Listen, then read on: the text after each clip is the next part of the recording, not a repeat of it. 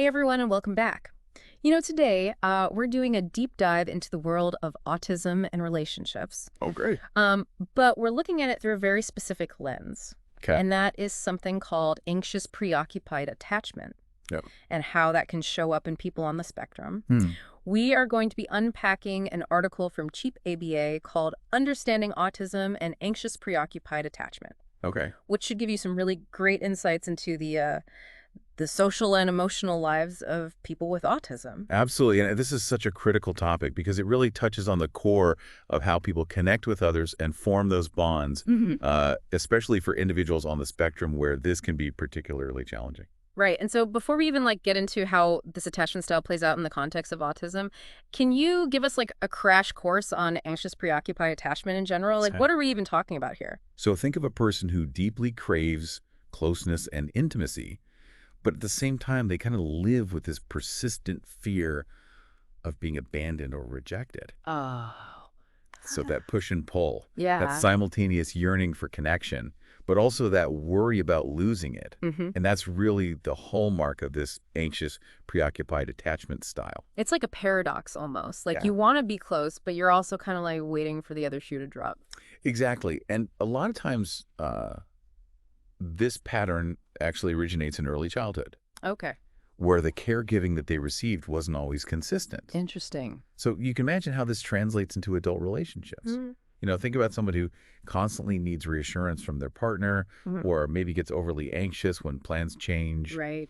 Even slightly, they could be struggling with this specific attachment style. Wow. Okay, so let's bring in the autism connection here. Okay. It feels like we're talking about two very complex things, Yeah. autism and this attachment style. How do they actually intersect? And that's where things get really interesting because you see, for someone on the spectrum, this anxious, preoccupied attachment can actually manifest in some very specific ways. Oh, okay. And it often really boils down to how autistic people experience and process the world around them. Okay, I'm all ears. Walk me through it. What makes it different for someone with autism?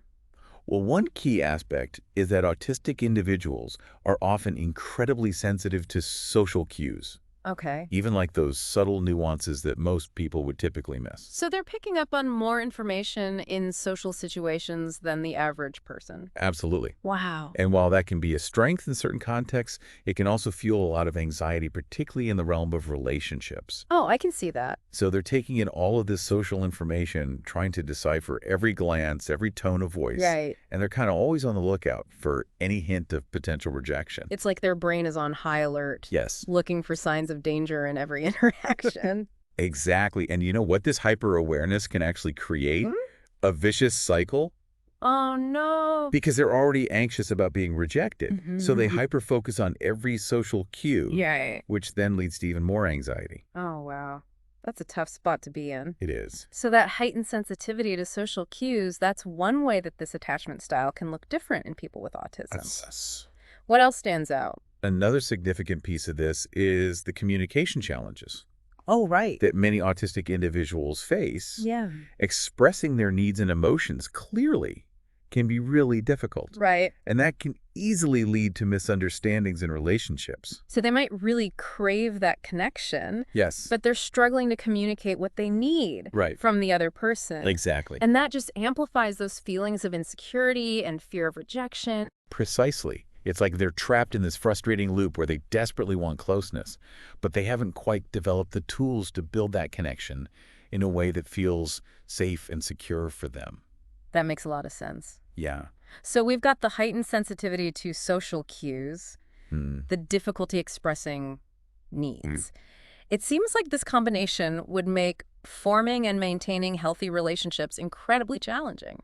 It absolutely can. Yeah. And unfortunately, sometimes the way a person with autism tries to cope with these challenges Yeah. can actually make things even harder. Oh, how so? Well, if you're constantly worried about being abandoned, right, you might start clinging really tightly to your relationships, Oh, okay, yeah. always needing to know where the other person is Yeah. at all times, seeking constant reassurance that everything is okay. Yeah, because they need proof Right. that the relationship is solid, that Yes, they're not going to be left alone. exactly. And that makes sense. But here's the thing.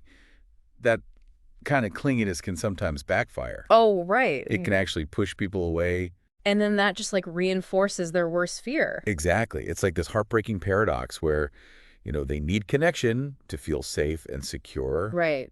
but the very way that they're trying to seek that connection Yeah. might be unintentionally sabotaging it. Oh, man, that's so sad. It is. And on top of all of this, we have to remember that many autistic individuals experience social challenges that can lead to feelings of loneliness and isolation. Right. And that isolation can actually intensify the need for connection, while at the same time making it even harder to form and maintain those connections. It's like a vicious cycle. It really is a tough cycle to break. So knowing all of this, what can we do to support people with autism who might be struggling with these dynamics? Well, the first and most important thing is to approach this with understanding and empathy. Okay. Remember, these behaviors aren't intentional attempts to manipulate or control others. Gotcha. They're coming from a place of real fear and anxiety. So it's recognizing that there's a reason behind those behaviors. Exactly. They're not just acting out. Right. And once we understand that, we can start to implement strategies that provide genuine support. Okay, so let's get practical. What are some tangible things we can do to help? One of the most powerful things is providing consistent reassurance. Okay. And I don't just mean saying, I'm here for you once. Right. It's about demonstrating that support repeatedly through your words and your actions. So it's like proving that they really can rely on you, that you're not going to disappear. Precisely, because if you live with that constant fear of abandonment, you need those regular reminders that the people in your life are there for you. They're not going to leave. That makes sense. What about communication? Communication is crucial. Yeah. Creating a safe space where they feel comfortable expressing their feelings and needs, even the messy ones, is so important. And when they do open up, it's about really listening without judgment. Validation is key here. So it's about making them feel heard and understood. Exactly. Like their feelings are valid. Yeah. Even if they seem, irrational or out of proportion to the situation. Exactly. Because remember, these feelings are rooted in real experiences and anxieties. Right. Dismissing them will only make things worse. Okay. Instead, try reflecting back what you're hearing. It sounds like you're feeling really anxious about this change in plans. That's understandable. Oh, that's a good tip. That validation piece seems so crucial. It is. Okay, so consistent reassurance, open communication. What other tools can we add to our support toolkit? Another helpful tool is teaching emotional regulation skills. Okay. Helping them develop techniques to manage their anxiety can make a huge difference. So what kinds of techniques are we talking about here? Things like mindfulness exercises, deep breathing techniques, or even something as simple as creating a sensory toolkit with calming objects they can use when they're feeling overwhelmed. Oh, okay. These are all strategies that can empower them to regulate their emotions and calm themselves down when those anxious feelings start to take over. So it's about giving them practical coping mechanisms. To deal with those intense emotions in the moment, what about social skills? Yes. We talked earlier about how social situations can be a major source of anxiety for people with autism. Right. Are there ways we can help them build those skills and feel more comfortable navigating the social world? Absolutely. And this is where role-playing can be really effective. Okay. It allows them to Yeah. practice different social scenarios in a safe and controlled environment. So it's like a dress rehearsal for real life. Exactly. Yeah. We can also use social stories to help them understand social cues and expectations, which can reduce anxiety in those situations. I've heard great things about social stories. Yeah. They seem like a really accessible way to break down complex social concepts They are. and make them more manageable. What about something like structured play? Structured play is great for this too, Okay. because it provides an opportunity to practice social interaction in a fun and engaging way. Awesome. It's about gradually building their confidence and comfort in social situations without it feeling overwhelming or intimidating. So it's like creating a safe space where they can experiment with different social behaviors Yes. and learn what works without that fear of judgment or rejection. Exactly. And speaking of safe spaces, while we're focused on providing support, we also need to remember the importance of modeling healthy boundaries. Oh, that's a good point. Why are boundaries particularly important for someone with anxious-preoccupied attachment?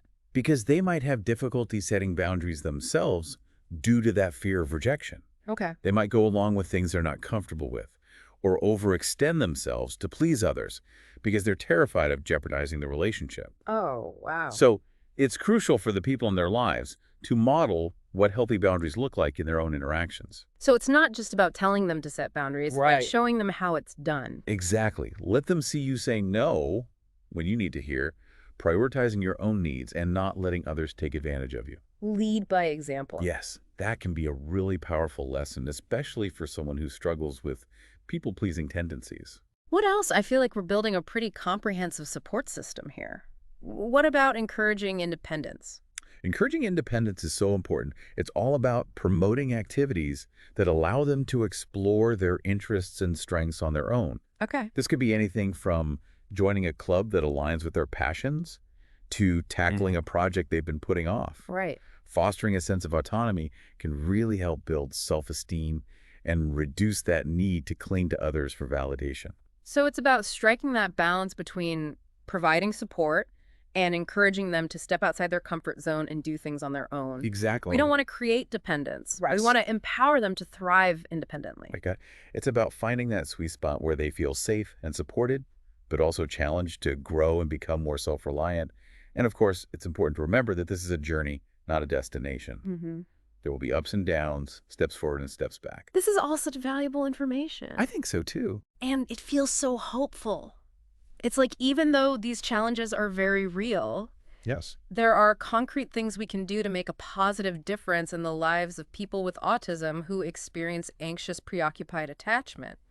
Absolutely. And sometimes, even with the best intentions and strategies, professional guidance might be necessary. Oh. Don't hesitate to reach out for help if you're feeling overwhelmed or stuck. Right. It's like acknowledging that sometimes we need a little extra support We do. to navigate these complex situations. So who would you recommend reaching out to in these cases? Well, therapists or ABA specialists, and that stands for Applied Behavior Analysis, Okay. who are familiar with both attachment theory and autism, can provide really tailored interventions Okay. that address specific needs and challenges. They can help you develop a plan that works best for the individual. It's like having an expert on your team guiding you and providing that specialized support. Exactly. That can sometimes make all the difference.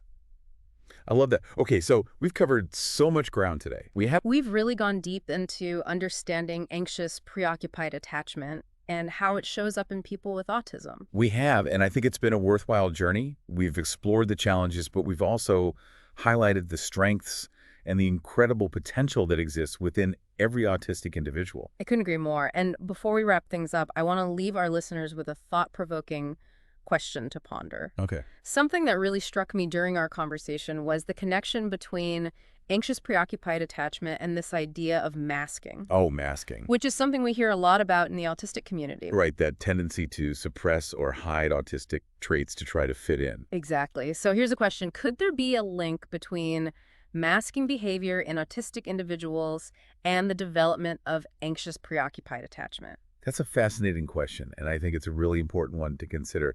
You see, masking requires constant vigilance, this ongoing effort to monitor and adjust your behavior to meet social expectations. Yeah. It can be incredibly exhausting and emotionally draining. I can imagine. And I wonder if that chronic pressure to mask, to constantly worry about being found out or rejected for who you truly are, could contribute to feelings of anxiety and insecurity in relationships. Right. It's like they're building relationships on this foundation of fear, always trying to please others and avoid rejection, Yes. never truly feeling safe to be their authentic selves. It makes me wonder if masking could actually fuel the development of this anxious, preoccupied attachment style. That's a really insightful point, and it highlights the need for more research to explore this potential connection. And it just really highlights the importance of listening to and learning from autistic individuals themselves. Absolutely. You know, their voices and experiences are so valuable in helping us to truly understand these complexities. There's no substitute for lived experience,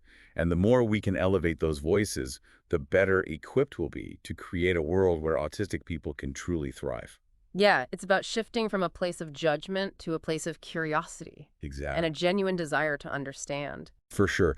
And remember, this deep dive is just a starting point. Right. There's a whole world of information out there if this has sparked your interest. I encourage you to, kind of dive deeper into the world of attachment theory and autism. Yeah. There are so many amazing books and articles and online resources that can really take your understanding to the next level. Definitely. And don't underestimate the power of connecting with autistic individuals and organizations in your own community. That's a great point. Those personal connections can be so enriching and eye-opening. So true. Well, I think we've covered a lot of ground today. We have. We've explored some challenging concepts, but we've also come away, I think, with a sense of hope and a deeper understanding of the unique ways that autistic individuals experience relationships. I couldn't agree more. It's been such a privilege to unpack all of this with you. The feeling is mutual. Thanks for having me. And to all of you listening, thank you for joining us on this deep dive. We hope you've walked away with some new insights and a renewed sense of empathy and understanding. Keep learning, keep questioning, and keep diving deep. Until next time.